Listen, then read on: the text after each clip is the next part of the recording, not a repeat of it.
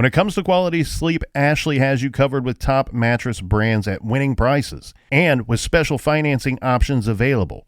You can snooze now and pay later. Plus, your mattress purchase helps give the gift of better sleep to children in need and U.S. Special Operations Forces. Visit your local Ashley store or shop online today and make every snooze count. Financing is subject to credit approval. See store or ashley.com for details. Shopify is the global commerce platform that helps you sell at every stage of your business. With the internet's best converting checkout, 36% better on average compared to other leading commerce platforms, Shopify helps you turn browsers into buyers. In fact, Shopify powers 10% of all e-commerce in the U.S. Sign up for a $1 per month trial period at shopify.com/podcast free. All lowercase, shopify.com/podcast free, shopify.com/podcast free.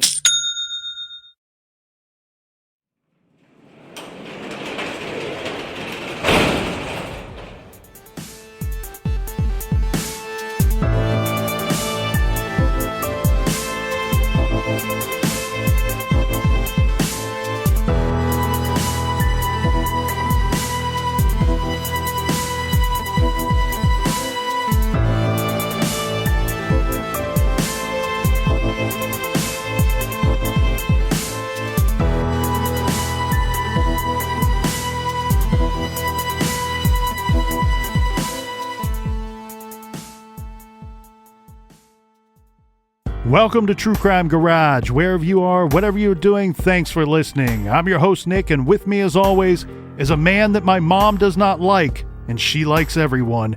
Here is the captain. To all those mothers I know, happy Mother's Day. It's good to be seen and good to see you. Thanks for listening. Thanks for telling a friend.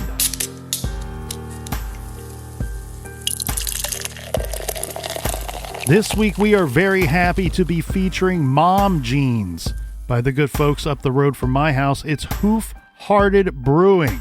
Mom Jeans is a double milk stout with Hoof coffee and Tahitian vanilla. ABV 8%, garage grade, 4 out of 5 bottle caps. And let's give some cheers and praise to our good friends out there that helped us out with this week's beer fun. First up, a cheers to Christina from Arkansas. A big shout out to Amy and Aaron in Hamilton, Ohio. Next, we have a cheers to Amanda in Prairie Village, Kansas. And a big shout out to Tommy Boy in Adelaide, Australia. Here we go, Captain. We have a shout to Abraham down in the big city of Houston, Texas. And last but certainly not least, we have a big thank you to Chip and Jennifer just outside of NOLA. Everyone we just mentioned, well, they went to truecrimegarage.com and they helped us out with this week's beer fund, and for that, we thank you. Yeah, BWRUN Beer Run. And check out our store page this week. We have some new awesome t-shirts available. Thanks for the support. Thanks for telling a friend. And that's enough of the business. All right, everybody gather around, grab a chair, grab a beer. Let's talk some true crime.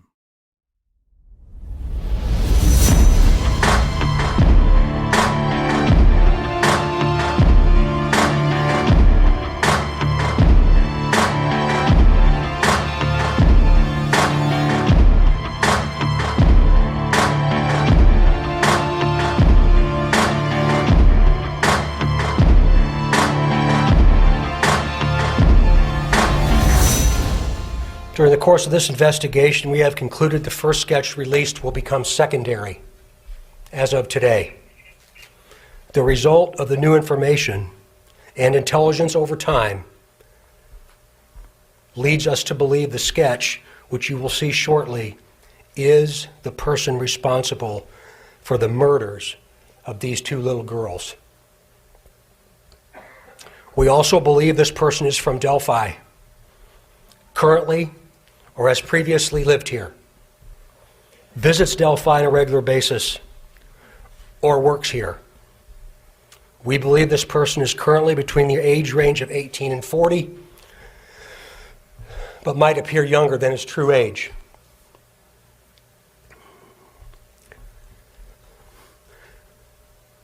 Directly to the killer, who may be in this room.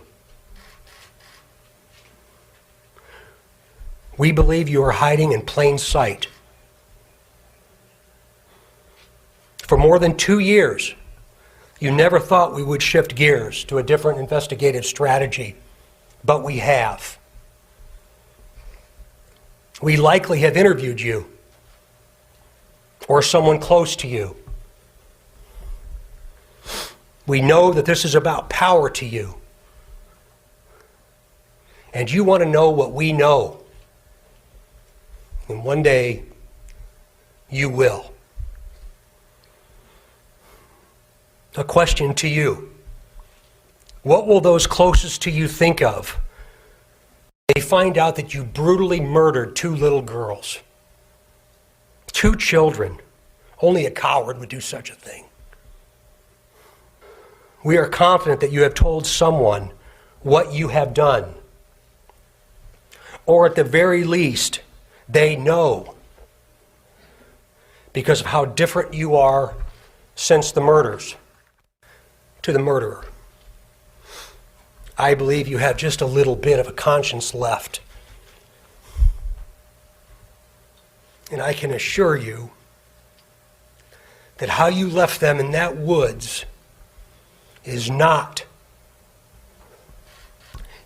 what they're experiencing today.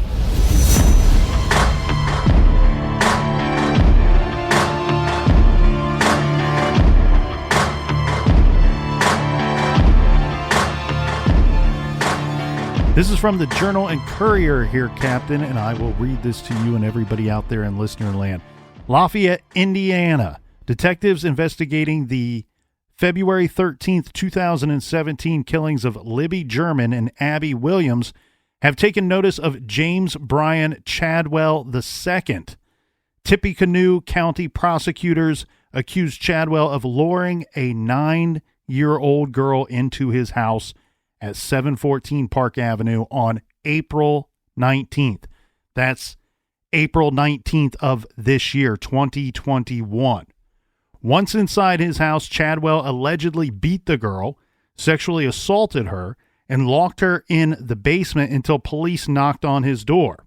Quote, "The information has obviously been shared with us, and our investigators are looking into him," said Carroll County Sheriff Tobe Lesenby. He did not elaborate on any details about the investigation into Chadwell. Indiana State Police Sergeant Jeremy Piers said they do not comment on whom detectives might be investigating, but noted that the state police works collaboratively with agencies in the district, which we know to be true specifically here, Captain, in the Delphi double murders investigation that's ongoing, been going on way too long. We all thought we would catch Bridge Guy within weeks of the case, and here we sit over 4 years later. We know that the Carroll County Sheriff's Department is working the case. We know that the Delphi City Police are assisting Carroll County Sheriff's Office. Mm-hmm. And we also know that Indiana State Police, who have really been at the kind of the front line of this, at least from a media and press perspective, they're working the case. And we also have the Federal Bureau of Investigation, the F to the B to the I, working the investigation as well. Well, what's really fascinating here with James Brian Chadwell is he's really the first person of interest or suspect in quotation marks to hit beyond the regional or local level and actually get talked about in national media since Daniel Nations. Or are we just so starved for information or starved for a real viable suspect at this point that we're pushing it, out of proportion here? Possibly. Prosecutors have charged Chadwell with attempted murder, child molesting, attempted child molesting, kidnapping, criminal confinement, battery resulting in serious bodily injury, and strangulation. They also filed a sentence-enhancing charge of being an habitual offender, which, if guilty, could add between 6 and 20 years to Chadwell's sentence. Look, this guy, regardless if he's Bridge Guy or in any way involved in the Delphi case, this guy is one bad dude, one dude that needs to be off the streets, and who knows what he would have done to this victim if police had not got hip to him being the possible suspect here. Well, he's a giant bag of shit is what he is. But it's fascinating to me that they went around looking. It doesn't seem like he's a direct neighbor of her, but in the neighborhood. At some point, they knock on his door. He answers. He tells police, oh, yeah, I saw her earlier. Right. But she's not here. And that kind of makes them question as they're going back and searching different areas. They go, let's go back to that guy. Because he's now the only person, I believe, in that area that said, oh, I saw her during this time period. So then when they go back, think about this from law enforcement standpoint. You go back and this guy lets you into the house. And as you're walking around, you see chains around the door or some kind of lock system around the basement door. And you're going to go, okay, well, now we need to go down there. We need to. Mm-hmm. But he lets them in. As far as their records show, he goes, oh, yeah, go down to the basement and search. Almost like he knew he was caught and he might as well just give in. But could you imagine what's going through law enforcement's head at the time on what they're going to see? And probably what they did see is still hard for them to believe. Right. No, I guarantee it's shocking even to these officers who have seen a lot. And you try to put yourself in that mindset. And the way that I think of this here, Captain, as this whole thing going down, and often it is, in fact, like a neighbor or somebody living in the neighborhood, especially when you see someone around this age where our victim is in that age of like the 6 to 12-year-old range. Mm-hmm. And I never am surprised anymore. It hit me early in my teens when you'd see this stuff on news coverage. We're looking for so-and-so. You know, police in Kansas City are looking for a 9-year-old. Police in Orlando, Florida are looking for an 11-year-old child that was last seen in their neighborhood or was presumed to have got off the bus that day but never came home. And it's usually rather quick that they make the connection and find that the perpetrator was in fact living in that neighborhood. So much so that now when I see the news break on a child missing of that age, my mind immediately goes to, well, I hope that they're combing this neighborhood very well, because it often ends up being someone in that neighborhood. And we know the statistics tell us that specifically with these child cases and the younger victims, that once they are abducted, a lot of times they're not going to be returned. And it's rather quickly that they go from being an abduction victim to a murder victim. Well, and I think that's what would have happened here if law enforcement didn't go back and question James Brian Chadwell the second time. So with Chadwell, I wonder a couple of things here. They're going around, they're obviously canvassing the neighborhood, they're knocking on doors. And, you know, some people are a little sensitive to some of the questions that might be out there in regards to how police and how detectives might conduct their questioning, even if it's in a casual manner, searching for answers in whatever case that it is. I know in particular with the West Memphis 3 case, there are people that are sensitive and don't like the 9 questions that the FBI put together for the detectives to ask members of that area down there in West Memphis. But these questions are put together in this way to really help the officers, be it a beat cop or a seasoned detective, really give them a nice gauge on the honesty level, or how quickly do we prioritize this person as a possible lead in our case, right, or how quickly can we deprioritize them, put them lower on the list. Because especially in this case with this young girl, she's missing, we're not even to the point of worried about who did this. We're not even worried about convicting someone of abducting this little girl. Mm-hmm. Our whole thought is find her. Right. Find her, make her safe as soon as possible. So you see that they crafted questions, the FBI, for investigators in West Memphis. And I wonder here, Captain, if we have a similar situation. Officers going around and, knocking on doors, people answering the doors. You're asking very quick questions. Have you seen a little girl? That's going to be your very quick, your first go-to. Your second question, and in Chadwell's case, this is what I think they did. I think you throw out a question that you can kind of have the needle point to, is he guilty of something? Is he hiding something? Or is this somebody we can quickly move on from? And you say something to the effect of, okay, well, Mr. Chadwell, thank you for your time today. Oh, why would somebody tell us that they saw you talking to a little girl earlier today? Mm-hmm. You're not saying anybody told you that. You're not saying that you saw the victim in his, near his house or near his property. You're saying, why would someone, just like they asked Damien Eccles, why would we find your fingerprints at the crime scene? They didn't. Right. He doesn't know that. But you word it in a way that you're not really truly lying to the person you're questioning. In this case, I wonder if that's exactly what they did, because most of the time, Captain, a guilty person, somebody with something to hide, their immediate knee-jerk reaction is going to be, well, I have to explain this away in an innocent manner. And then these guys, if they believe me, well, they'll just move on to the next house. And so often they'll put themselves at the crime scene. They'll say, oh, well, I might have been seen there because I drive by there every day. Or I might have been seen in this area because I think on that particular day I got lost and turned around and so and so. Here, why would someone tell us that they saw you talking to a little girl? Oh, I think she was around here earlier.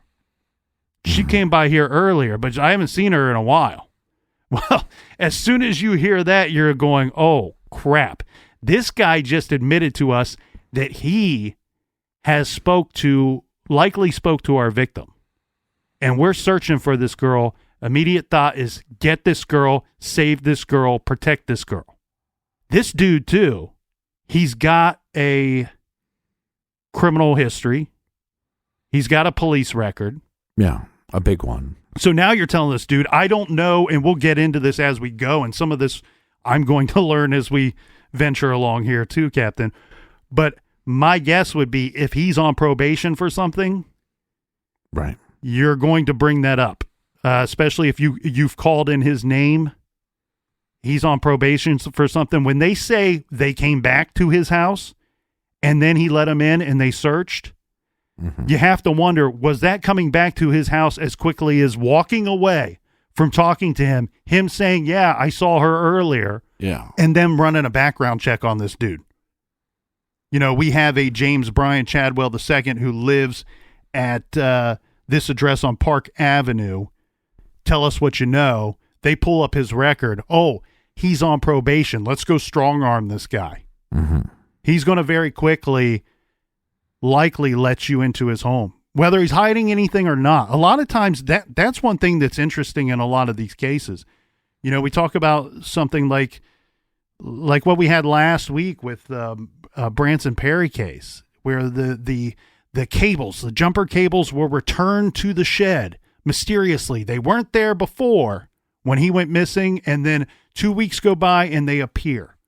Well, if an innocent person replaced them, and the police put out to the public, we want to know who had those jumper cables, where did they come from? The innocent person comes forward. And even if the person has a past, I get it. Hey, I don't want to be turned into some kind of frame job for this case because I got a lengthy criminal background here. But a lot of times what you will see, especially when it comes to sex offenders and to people on probation, as soon as they're asked, we talk about the pervert roundup all the time in these cases. A lot of these sexual offenders will come forward. They don't even have to go and knock on their door. They come forward and they want to tell you, this is where I was that day. I'm innocent. I had nothing to do with this. I do not want to be locked up for 15 years. Right. So they probably strong-armed him. He's, we said he's got a background. He's probably on probation. You should probably let us in. Here's the other thing. In a lot of states, I don't know about Indiana, the Hoosier state, but in a lot of states, they don't necessarily have to have a search warrant to force their way into a home of an individual that's on probation. No, because what they can do is they can call your PO. Right. Your PO can go in there. So it's not a matter of us getting a search warrant, Mr. Chadwell. It's a matter of your PO is officer so-and-so. Well, it's a matter of how long it takes them to drive over here, and they just walk into your home. Well, and this is one of the reasons why I'm not a detective or a cop. I mean, because if you ever watch True Detective Season 1 and how Woody Harrelson's character handles justice midway through, is probably what would happen in this case. I mean, once they go down to the basement, they see this 9-year-old has been raped. There's different reports of bruising on her legs, bite marks from the dog on her legs, and the rumor was that there was blood coming out of her eyes because of how badly he strangled her. You see that on a 9-year-old, and I'm holding a gun. It'd be very hard not to just pull the trigger and get it over with. Well, there's bad cops that do that and they get locked up, and there's good cops that I don't know if we should classify them as bad. Well, I would prefer that my officers are making arrests and not just shooting people vigilante style. But the good cops focus on making the arrest and making it in a lawful way that you will secure a conviction later, because that's their job, is to arrest, not to carry out the sentence themselves. Yeah, I understand that. That's why I'm saying I'm not a cop. Right. So I just wouldn't have it in me. I wouldn't have it in me. Like, maybe you don't shoot the guy, but I don't have it in me not to beat the living shit out of the guy. And so that's why I'm not a police officer. Your application has been denied, Mr. Captain. Yeah, they'd go, if this happened, what would you do? I'd be like, I would beat the shit out of the guy. Well, you got a lot of things going on here once you enter the premises. So it's you and one other officer at this time. And what you have in this situation is you have a dog to concern yourself with. Dogs, for whatever reason, they don't like the mailman and they don't like police. It might be the uniform. I don't know. But you have a dog to contend with, and you have this individual that you know has a criminal record, and you're now playing an away game. It's his home turf. You don't know what's inside that house. And so you're going to have one officer who is going to focus on the individual, Mr. Chadwell, and the other officer is going to be observing everything, looking for a reason why this girl may have either been in the premises at some point or was still inside. Mm-hmm. And so one of them is going to notice that there's some type of lock, and we'll get into that.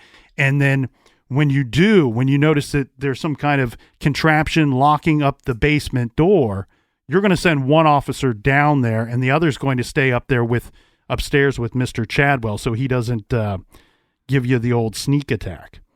And as you pointed out here earlier, Captain, Chadwell is just the latest among what's being a growing list of suspects as far as the public and the media is concerned. And the Journal and Courier goes on to say Chadwell is not the first person accused of an abduction crime who has been investigated as a person of interest in the Delphi murders. None of the other people of interest turned out to be a suspect. This, again, according to this outlet here. Right, but what I was also stating is we've had so many people that have come on the radar as far as social media, and maybe they get a blimp in the actual media, but this is one of the first individuals that there's national coverage of him, and multiple national coverage, people following up on the story. There was a lot of coverage on Daniel Nations. Yes, there was. I mean, but that's what I'm saying is, but between Daniel Nations and Chadwell, we've had how many individuals that people have been comparing side by sides to? Oh, We couldn't even count the number. As far as the major ones go, there's been a good handful, but there's been hundreds, if not 1,000 or more, that people online have done side-by-sides and so on and so forth. So to go on with this article here, they say on April 19th, the 9-year-old girl's parents reported her missing about 7 p.m. She had been gone for about 30 minutes. So the parents, God bless them, were, and very smartfully so, were quick to act here. Chadwell's next-door neighbor, Jason Walling, told the Journal-Courier last week that he was driving home from work, turned into his alley, and noticed Chadwell speaking with a woman in the alley. It was after that the girl was reported. He says this was after the girl was reported missing, because a few minutes later, police cars were parked in front of his house and officers were focused on Chadwell's house. Right. The police officers knocked on Chadwell's door. The Journal-Courier says this might have saved the little girl's life. Prosecutors said the girl told police she believed Chadwell was going to kill her. The knock forced James Chadwell to stop his sexual assault, quickly dress, and answer the door, according to the prosecutor's probable cause affidavit. Mm-hmm. Chadwell allowed officers to search his house, and they found the girl locked in the basement. She had been beaten, strangled, attacked by Chadwell's dog, and sexually assaulted, according to police and prosecutors. Meanwhile, anyone with information about Libby and Abby's killings is encouraged to contact law enforcement by email at abbyandlibby@cacoshrf.com. And, of course, you can find that information as well at the Indiana State Police's website. Well, and I think once this individual comes on their radar and they have him in custody for this crime, now what we do know is this individual capable of murder? Well, from all accounts of this crime, he was in the process of murdering a 9-year-old.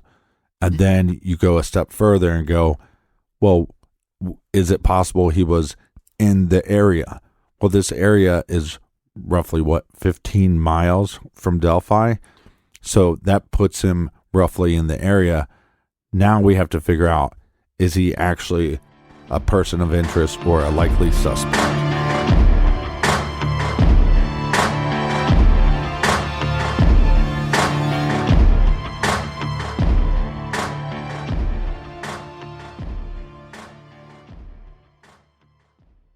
This show is sponsored by BetterHelp. Do you look forward to the holidays? Maybe you struggle with seasonal blues. This time of year can be a lot, and it's natural to feel some sadness or even anxiety about it. But adding something new and positive to your life can counteract some of those feelings. Therapy can be a bright spot, something to look forward to make you feel grounded, and to give you the tools to manage everything going on. If you're thinking of starting therapy, give BetterHelp a try. It's entirely online, designed to be convenient, flexible, and suited to your schedule. Just fill out a brief questionnaire to get matched with a licensed therapist and switch therapists at any time for no additional charge. Find your bright spot this season with BetterHelp. Visit BetterHelp.com/garage today to get 10% off your first month. That's BetterHelp, HELP.com/garage. Shopify is the global commerce platform that helps you sell at every stage of your business. With the internet's best converting checkout, 36% better on average compared to other leading commerce platforms, Shopify helps you turn browsers into buyers. In fact, Shopify powers 10% of all e-commerce in the U.S. Sign up for a $1 per month trial period at shopify.com/podcastfree. All lowercase, shopify.com/podcastfree, shopify.com/podcastfree.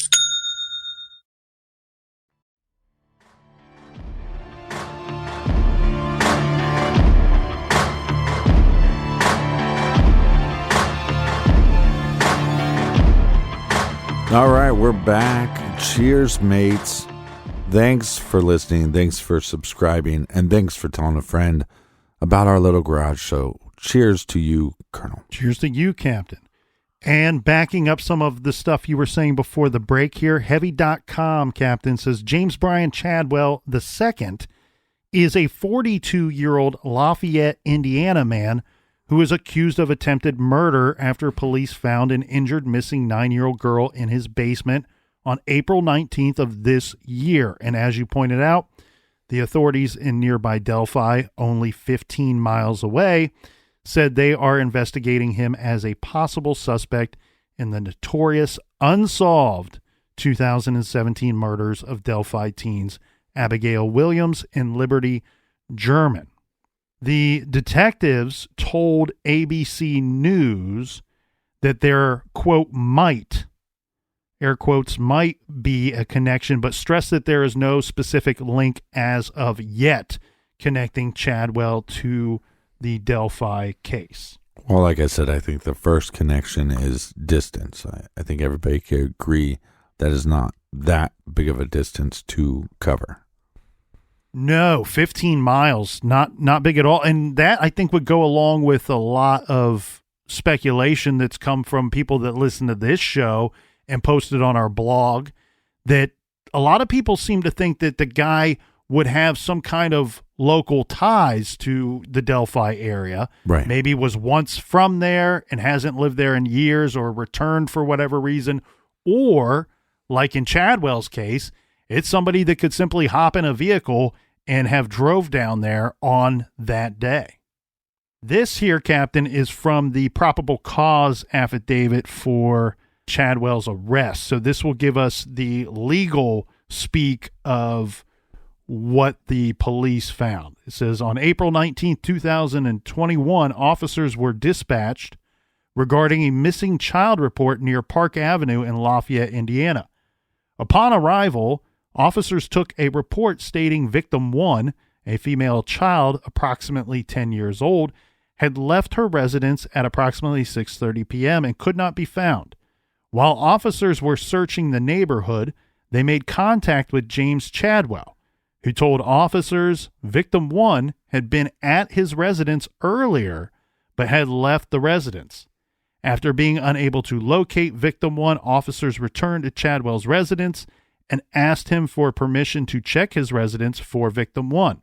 Chadwell allowed officers into his residence, and Officer Tate and Servies, I hope I'm saying his last name right, checked the basement, which was secured with a chain lock. Most people, I know at my house, no chain lock on the Colonel's basement. In the basement, Tate found a young girl who said Chadwell tried to kill her. That's the thing. You pointed out, is this individual, is this James Chadwell capable of murder? And you said yes, based off this crime, you think that's what was going to happen. I agree 100%. But we don't even have to give our opinions here. We had this child victim tells the officers this guy was trying to kill me. Yeah. And I don't know if it's just rumor or hearsay that there was blood coming out of her eyes. But that's why I'm saying, you see something like that as a police officer, you're going to want to take justice into your own hands. Oh yeah. You have to be a very special individual to hold back and say, nope, I got to do my due diligence, collect all the information, do it as professional as I can so we can make sure that this animal is behind bars and never does this again. Well, my right hand, that's the one that I draw my gun with, and that's when it starts getting that shake going. Start where you go, okay, brain and heart, control this hand because it's starting to get a mind of its own. Okay, so from this article, it says he allowed them into the home. They found the basement was secured with a chain lock, and it goes into a little more detail here. It says they found a young girl who was visibly distraught and crying with her clothing on the floor beside her. Again, she was in the basement. She was identified as the missing girl and said that Chadwell tried to kill her. She was injured and taken to the hospital for treatment. The girl described going into Chadwell's residence to pet his dogs. While inside the home, Chadwell attacked her, she said. The girl said Chadwell, quote, hit her in the head multiple times because she was fighting back. Victim 1 said Chadwell was also choking her with his hands on her neck and also using his arm in a headlock to the point where she passed out. Okay, just a quick aside here. This Chadwell guy, and there's plenty of pictures of him online, but he's not a small dude. I found a couple pictures where he's looks rather built, or rather to be in rather good shape. No, that's not good shape. I don't know what pictures you're seeing. Well, I'll show you one when these mics aren't on, and I think you'll agree with me. But no, I've whatever pictures I've seen of him, this guy is trashed. That just likes to take his shirt off and show his trash tattoos.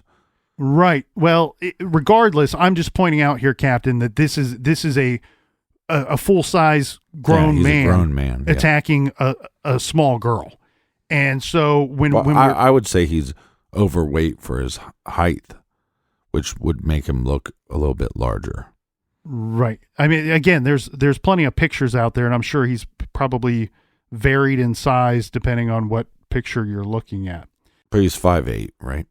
He used her. Hold on. He used his hands on her neck and also using his arm in a headlock to the point where she passed out. Victim 1 said most of her clothes were off when she regained consciousness. So he choked her out. And then she wakes up. She was fighting him back. He chokes her out. She wakes up. Most of her clothes are off when she comes to. And says that Chadwell took her into the basement. He attempted to have sexual intercourse with her and then made her perform oral sex on him, the affidavit alleges. At one point, Chadwell got dressed to go answer the door. This we now know is when police knock on the door. Right. Across her neck, it says when police found the victim in his basement, across her neck were lateral strangulation marks, and she had broken blood vessels with black eyes. Anybody that has seen, MMA or street fights where someone gets choked out, they have those broken blood vessels in their eyes, and often black, almost, raccoon looking marks around their eyes on the outside of the skin. And then on the inside, that's where you get the bloodshot. And I'm not talking about a morning after a night of tequila, bloodshot eyes. I'm talking about red, where there was once white, there is now red. They found bruising to her head, arms, and legs, and bite marks. According to the court document, this would be the at least one dog bite that she suffered during this horrific incident. And you wonder if this is not so much him sicking the dog on her, but just these two are fighting each other. And some dogs are going to react when they see that. Court records show that Chadwell faces the following charges: attempted murder, attempted intentional killing of another, child molesting, where the defendant this means Chadwell, the suspect, is at least 21 years of age, kidnapping where the victim is less than 14 years of age, because the reason why they define it that way is there will be a different sentencing protocol, different penalties for this type of specific crime. Criminal confinement resulting in serious bodily injury, battery resulting in serious bodily injury, and strangulation. A post on Facebook from a woman who said she was related to the 9-year-old victim claimed Chadwell, quote, strangled her so bad blood came out of her eyes. Her trachea is damaged to where all she can do is eat through a straw. If it hadn't been for the speed of the Lafayette Police Department arriving on the scene, she would be dead. She was only 9. He's punching her, and his pit bull is biting her. And this woman goes on to praise the first responders. Yeah, and this really makes you think here, Captain. We've had some stories that we've told over the years, some true crime stories that we've told over the years, where some police at certain, some of these cases go back decades, and we always try to get better. Hopefully we're doing things better today than we did 30 years ago. But we've had these cases that we've discussed where police are not quick to act.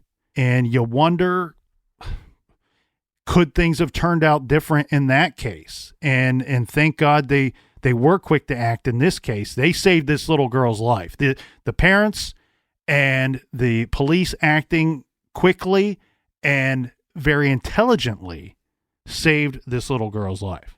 But obviously, as this story blows up, and I think really also catches some legs, catches some traction, is because, one, it's so close to these murders that took place 4 years prior. Similar type victim, and you could also say that this murderer or attempted murderer looks similar to the sketch, to the first sketch that was released by law enforcement and the Delphi murders. The first, I actually think he looks more like the second sketch that was released, the younger version. Yeah, I mean, I've seen people compare both. Yeah. I guess you're right. Well, I mean, sketch 1 and 2 don't look great. I mean, they look like different people, but yeah. But again, you and I have said and questioned this over the years. Could you envision, when we finally do make an arrest, that you could take sketch 1 and 2 and overlap them, and that's what the guy will end up looking like? Right. I mean, that's certainly believable. You're right, Captain. I can see features on this guy that do appear to look similar to sketch 1 and also sketch 2 as well. We said he's 42 years old. I don't know what your perception is here, Captain, or what everybody else's is, but Carter, Indiana State Police Officer Doug Carter, who did the press conferences for the Delphi murders, and I love listening to that man speak. I love hearing the passion in his voice and his words when he's talking about the community, the families, and getting and catching Bridge Guy.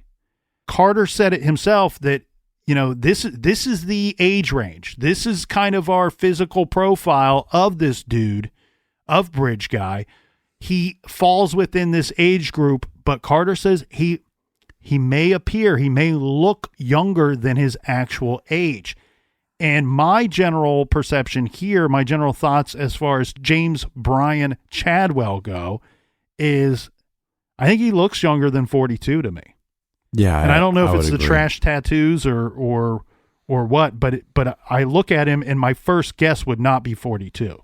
Well, and I just want to be clear. I'm all for tattoos. I love tattoos. Just don't get bad tattoos. Don't get shitty tattoos. No, right away when you see this guy, I was thinking mid-30s. Right. So even though it seems like he's kind of had a rough go of life, probably mostly brought on by himself. Right. He seems, and I think some of it too is the style of clothes and stuff he's still into. But yeah, right away it's like, okay, maybe 30, 35 or so. So he puts us, so that's another thing. So we have a individual that is roughly the same age as our suspect. We also know he was in the area or could have been in the area. And he is capable of the crimes that were committed that day in Delphi. So we have three things going for him that definitely make the cops have to say, hey, we have to look into this individual.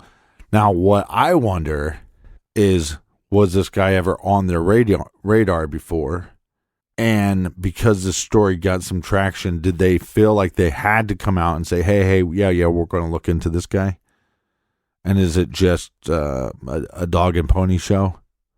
Or is this a guy that they actually think could be a very good suspect? I suspect we won't hear much unless they decide to charge him with something, right? Because with all of the other quote-unquote good suspects that they've had, so let's review those real quick. We had Daniel Nations, who we already mentioned. He's the guy that was swinging hatchets at people out in Woodland Park, Colorado. and they arrested him. He looked somewhat like the sketch. He had a criminal history.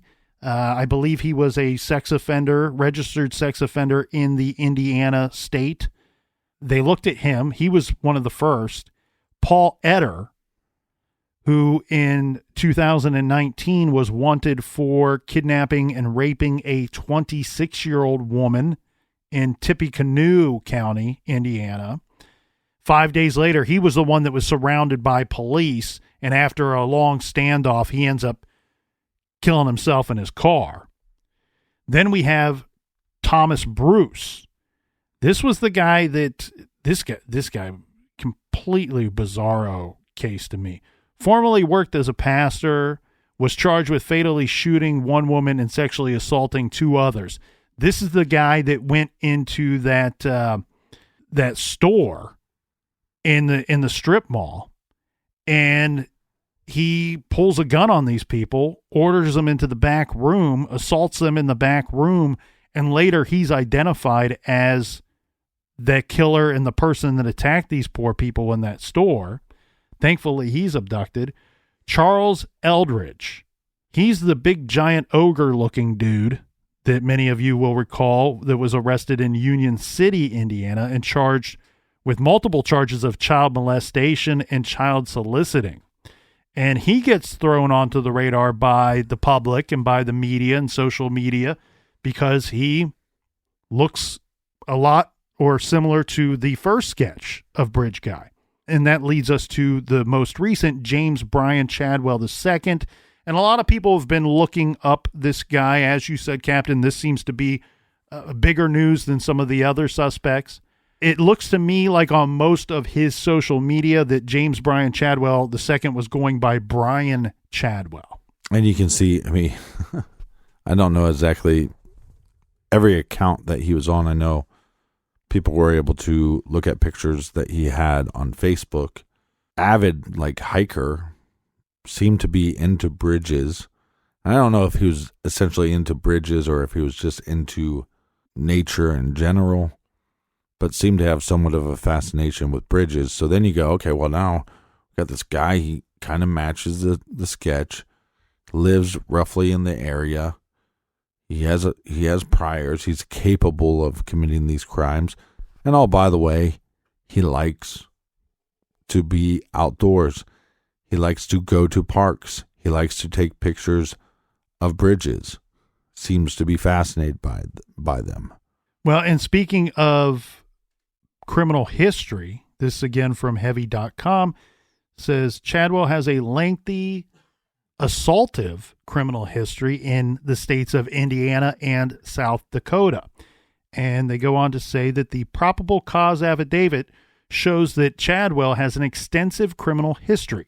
He was once convicted of criminal recklessness with a deadly weapon, which was a felony in that county, in Miami County. He was convicted in 2000 in Pennington County, South Dakota, of assault aggravated, a felony, and was convicted of stolen property.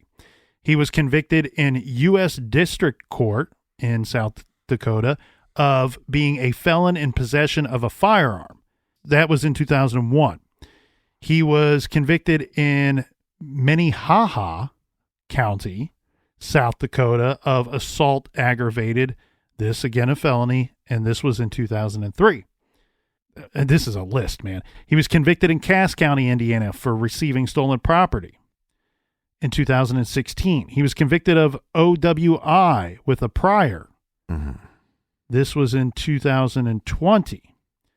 And then again in 2020, he was convicted of criminal trespass and criminal mischief while he was still on probation.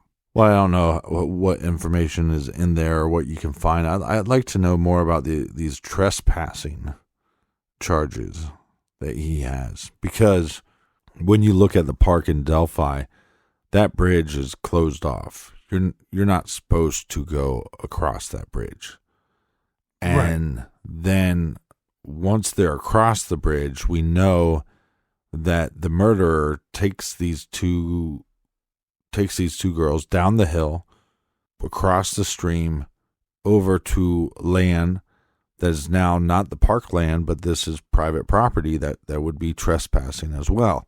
So would this individual know this area because he would have been cutting through and using this as an entrance and an exit, his own entrance and exit to this park? Well, and then getting into the specifics on where he may have been living at the time of the Delphi homicides, it says that Chadwell had an ongoing court case in 2017, this for receiving stolen property and the probation violation, and there were no hearings for that court case in February when the girls were killed of 2017. But it says, however, there were hearings in that case in the months after that time frame, and at that time, he was listing his address as Kokomo, Indiana, and it's pointed out that that's 34 miles from Delphi. So again, local but not local. He was sentenced in June of 2016 for probation violation. Now, I'm with you, Captain. I would like to know some more of the specifics of some of these charges, and I'm sure there's people out there digging this information up, but I think we should point out here too that he received a 365-day jail sentence. So he was locked up for, sounds like he was locked up for most, if not all, of 2020. Right. And then at some point he says that he lived in Peru, Indiana. This is around that 2020 time frame. And his father actually filed a notice of claim to evict him from that address. So he must have been living with his father in Peru, Indiana, and then evicted from there in 2020. So for a portion of this investigation, in the Delphi case at least, this guy was locked up. And that brings us to a really good question. I think it's a burning question for everyone out there, and has been since February of 2017 when the girls were killed. Because we all looked at that case, Captain. We all examined that case and thought there's a couple possibilities here. Bridge Guy is either a serial killer who has acted before, mm-hmm. or he's a serial killer and this might be his first attempt or his first actual killing in what would then be a series. So you have to wonder, on either of those regards, if either are true, you wonder, would Bridge Guy act again? Would he act again? Eventually, yeah. And that's always been my thought and belief, that eventually he would, his compulsion would be it would control him. Well, and I think that's what this crime is about. The Delphi murders, about power, control, manipulation, sex. I think it has a lot to do with all those things, and so therefore, killers like that, once they kill, they'll kill again. There's just a cooling off period. Right, and we've said it often on this show that it's almost, for some of these guys, the serial rapists or serial killers, that's their drug of choice, or maybe even not their choice. Again, it controls them. It's their addiction. Eventually, they will have to give in to this compulsion. The urge will be too strong. The temptation will be too great. Right. That no matter the risk level, that they will re-offend. Because isn't that the other shoe, right? We're all waiting for the other shoe to drop in the Delphi case.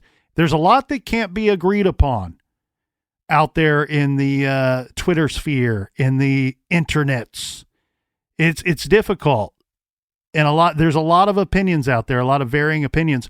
But it seems to me that the majority of the people, Captain, seem to believe that, yes, this is a serial offender, or the person that did the Delphi homicides certainly has the makeup of a serial offender.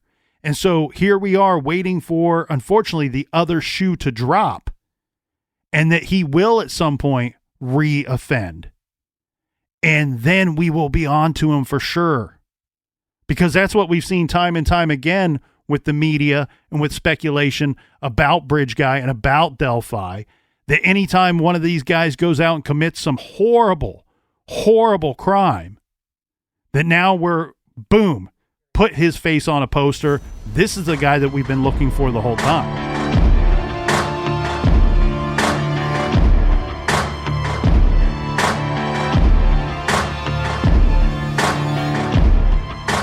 Thanks for joining us here in the garage for all of our old episodes. You can find them wherever you listen to podcasts. And we have a bonus show called Off the Record. So if you need more True Crime Garage in your earballs, go to Stitcher Premium and check out Off the Record by True Crime Garage. Join us back here in the garage. Until then, be good, be kind, and don't live.